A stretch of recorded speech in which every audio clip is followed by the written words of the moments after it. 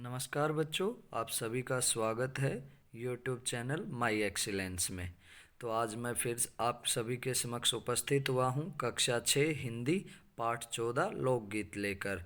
चलिए पाठ शुरू करने से पहले लोकगीत क्या होता है उसके बारे में जान लें।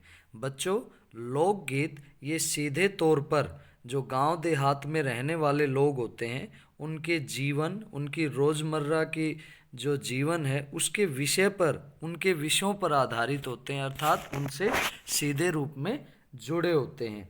ये लोकगीत कल्पना पर आधारित न होकर बल्कि उनके जीवन से सीधे रूप से जुड़े होते हैं, अर्थात ये सीधे दिल को छू लेते हैं। इनके राग भी साधारणतः पीलू, सारंग, दुर्गा, सावन आदि इस तरह के राग होते हैं। देहात में आपने सुना होगा कहरवा, बिरहा, धोबिया, इस तरह के राग गाए जाते हैं।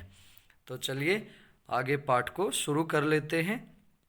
लोकगीत अपनी लोच, ताजगी और लोकप्रियता में शास्त्रीय संगीत से भिन्न होते हैं। भाई, जो शास्त्रीय संगीत आप सुनते हैं, लोकगीत उनसे पूरी तरह से अलग होते हैं। लोकगीत सीधे जनता के संगीत हैं, घर, गांव और नगर की जनता के गीत हैं। ये इनके लिए साधना की ज़रूरत नहीं होती। त्योहारों और विशेष अवसरों पर ये गाए जाते हैं, सदा से ये गाए जाते रहे हैं और इनके रचने वाले भी अधिकतर गांव के लोग ही हैं, अर्थात इनको लिखने वाले, इनको गाने वाले, नाट्य रूपांतरण करने वाले ज़्यादातर गांव या देहात के लोग ही होते हैं। स्त्रियों ने भी इनकी रचना में विशेष भाग लिया है। ये गीत बाजों की मदद के बिना ही या साधारण ढोलक, झांझ, करताल, बांसुरी आदि की मदद से भी गाए जाते हैं। आपने देखा होगा, और दूसरे जो गीत हैं उनके लिए तरह तरह के यंत्रों की ज़रूरत होती है, लेकिन लोकगीतों के लिए इन सब की ज़रूरत नहीं होती है। एक समय था जब शास्त्रीय संगीत के सामने इनको छोटा समझा जाता था। अभी हाल तक इनकी बड़ी उपेक्षा की जाती थी, पर इधर साधारण जनता की ओर जो लोगों की नज़र फिरी है, तो साहित्य और कला के क्षेत्र में भी परिवर्तन हुआ है। धीरे धीरे बदलाव हो रहा है। अनेक लोगों ने विविध बोलियों के लोक साहित्य और लोकगीतों के संग्रह पर कमर बांधी है और इस प्रकार के अनेक संग्रह अब तक प्रकाशित भी हो गए हैं। अर्थात हमारे सामने भी आप देखते हो, आजकल यूट्यूब के माध्यम से या कोई और दूसरे माध्यम से आप तरह तरह के लोकगीत सुन पाते हो। लोकगीतों के कई प्रकार हैं। इनका एक प्रकार तो बड़ा ही ओजस्वी और सजीव है। यह इस देश के आदिवासियों का संगीत है। मध्य प्रदेश, दक्कन, छोटा नागपुर में गोंड, खांड, ओरांव, मुंडा, भील, संथाल आदि फैले हुए हैं, जिनमें आज भी जीवन नियमों की जकड़ में बंध न सका और निर्द्वंद्व लहराता है। इनके गीत और नाच अधिकतर साथ साथ और बड़े बड़े दलों में गाए और नाचे जाते हैं। अर्थात जो हमारे आदिवासी साथी हैं, जो लोग हैं, उनका जब हम संगीत से जो जुड़ाव देखते हैं तो आप देखेंगे कि उनके द्वारा समय समय पर विशेष अवसरों पर जब इस तरह के लोकगीत गाए जाते हैं तो वो बड़े बड़े दलों में होते हैं, अर्थात एक साथ कई लोग मिलकर उसका अभिनय करते हैं, नाटक करते हैं। 20-20, 30-30 आदमियों और औरतों के दल एक साथ या एक दूसरे के जवाब में गाते हैं। दिशाएं गूंज उठती हैं, बड़ा मज़ेदार लगता है। आप लोगों ने भी देखा होगा, आपके आसपास कोई विशेष अवसर होता है तो खासकर इस तरह के जो अभिनय हैं देखने को मिलते हैं और बड़े ही मनमोहक होते हैं। पहाड़ियों के अपने अपने गीत हैं, उनके अपने अपने भिन्न रूप होते हुए भी अशास्त्रीय होने के कारण उनमें अपनी एक समान भूमि है। गढ़वाल, किन्नौर, कांगड़ा आदि के अपने अपने गीत और उन्हें गाने की अपनी अपनी विधियां हैं। उनका अलग नाम ही पहाड़ी पड़ गया, जैसे ज़्यादातर पहाड़ी क्षेत्रों में रहने वाले लोग हैं। वास्तविक लोकगीत देश के गांव और देहातों में हैं। ये बिल्कुल सच्चाई है कि जो वास्तविकता है लोकगीतों की, वो आजकल गांव और देहात में ही देखने को मिलती है। इनका संबंध देहात की जनता से है। बड़ी जान होती है इनमें। चैता, कजरी, बारहमासा, सावन आदि मिर्जापुर, बनारस और उत्तर प्रदेश के पूर्वी और बिहार के पश्चिमी जिलों में गाए जाते हैं। तो ये आपको याद रखना है किन किन क्षेत्रों में किस तरह के लोकगीत प्रसिद्ध हैं। बाउल और बतियाली बंगाल के लोकगीत हैं। तो आप ये भी याद रखेंगे, बाउल और बतियाली कहाँ के लोकगीत हैं? बंगाल के। पंजाब में माहिया आदि इस प्रकार के हैं। हीर रांझा, सोहनी महिवाल संबंधी गीत पंजाबी में और ढोला मारू आदि के गीत राजस्थानी में बड़े चाव से गाए जाते हैं। इन देहाती गीतों के रचयिता कोरी कल्पना को इतना मान न देकर अपने गीतों के विषय रोजमर्रा के बहते जीवन से लेते हैं। अर्थात जो ये गीत होते हैं ये कल्पना को ज़्यादा महत्व नहीं देते हैं, बल्कि ये जो देहात में रहने वाले लोग हैं, जो उनसे जुड़ी जो घटनाएं हैं उन पर आधारित होते हैं, जिससे वे सीधे मर्म को छू लेते हैं। अर्थात सीधे रूप में दिल को छू लेने वाले लोकगीत होते हैं, ये गाने होते हैं। उनके राग देहात में बहुत गाए जाते हैं और बड़ी भीड़ आकर्षित करते हैं। अर्थात जब भी कभी आपको ये देखने का मौका मिले तो देखना, बहुत सारे लोग आकर्षित होकर ये देखना पसंद करते हैं। इनकी भाषा के संबंध में कहा जा चुका है कि ये सभी लोकगीत गांव और इलाकों की बोलियों में गाए जाते हैं। इसी कारण ये बड़े आहतकर और आनंददायक होते हैं, बड़े मज़ेदार होते हैं, क्योंकि लोकल भाषा में गाए जाते हैं। वहाँ के रहने वाले सभी लोग इसको अच्छे से समझ पाते हैं। इनकी समझी जा सकने वाली भाषा भी इनकी सफलता का कारण, अर्थात इनकी जो लोकल भाषा है वो बड़ी ही मज़ेदार होती है और सभी लोकल आदमी इसको बड़े चाव से देखना पसंद करते हैं। भोजपुरी में करीब 30-40 वर्षों से विदेशिया का प्रचार हुआ है। ये भी एक लोकगीत है। गाने वालों के अनेक समूह इन्हें गाते हुए देहात में फिरते हैं। उधर के जिलों में, विशेषकर बिहार में, विदेशिया से बढ़कर दूसरे गाने लोकप्रिय नहीं हैं भाई। इन गीतों में अधिकतर रसिक प्रियों और प्रियाओं की बात रहती है, अर्थात प्रेमी और प्रेमिकाओं से बातें जुड़ी रहती हैं। परदेसी प्रेमी की ओर इनसे करुणा और विरह का रस बरसता है, अर्थात करुणा भाव और विरह का रस इनमें ज़्यादातर देखा जाता है।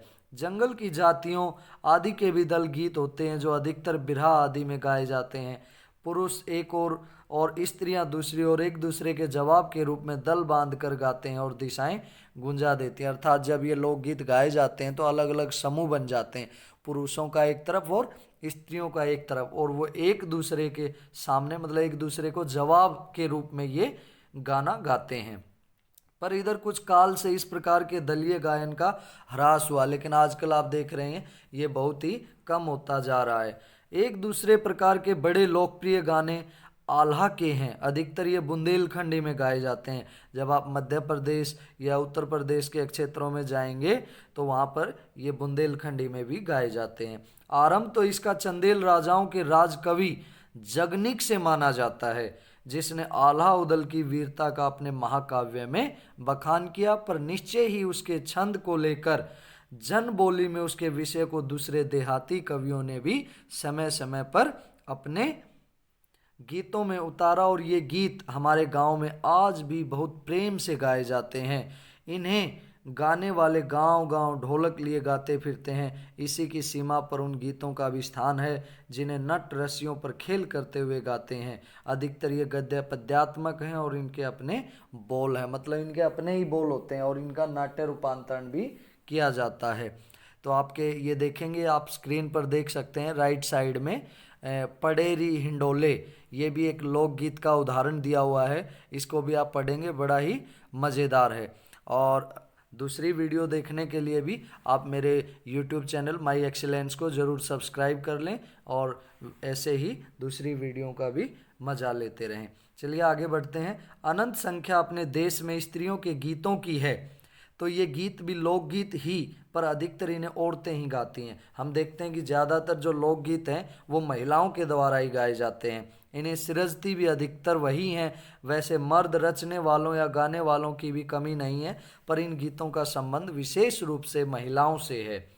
इस दृष्टि से भारत इस दिशा में सभी देशों से भिन्न है, क्योंकि संसार के अन्य देशों में स्त्रियों के अपने गीत मर्दों या जन गीतों से अलग और भिन्न नहीं है। ये बिल्कुल सही बात है, ये केवल हमें अपने भारत देश में ही देखने को मिलता है। मिले जुले ही हैं। त्योहारों पर नदियों में नहाते समय के, नहाने जाते हुए राह के, विवाह के, मटकोड़ ज्योनार के, संबंधियों के लिए प्रेम युक्त गाली के, जन्मदिन के आदि सभी अवसरों के अलग अलग गीत हैं।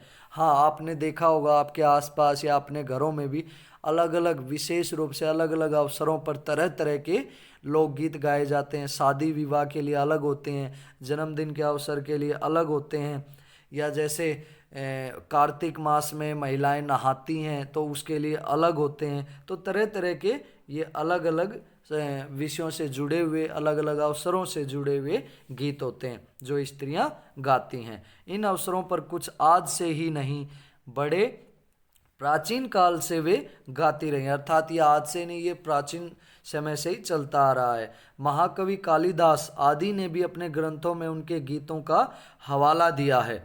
सोहर, बानी, सहरा आदि उनके अनंत गानों में से कुछ हैं। वैसे तो 12 मासे पुरुषों के साथ नारियां भी गाती हैं। ये आप अपनी स्क्रीन पर देख सकते हैं कि राइट साइड में ये हरियाणवी पहनावा आप देख सकते हैं। लोकगीतों के अवसर पर जब नाट्य रूपांतरण किया जाता है तो जो लोकगीत के अवसर पर महिलाएं जो कपड़े पहनती हैं वे इस तरह के कपड़े पहनकर नाटक करती हैं।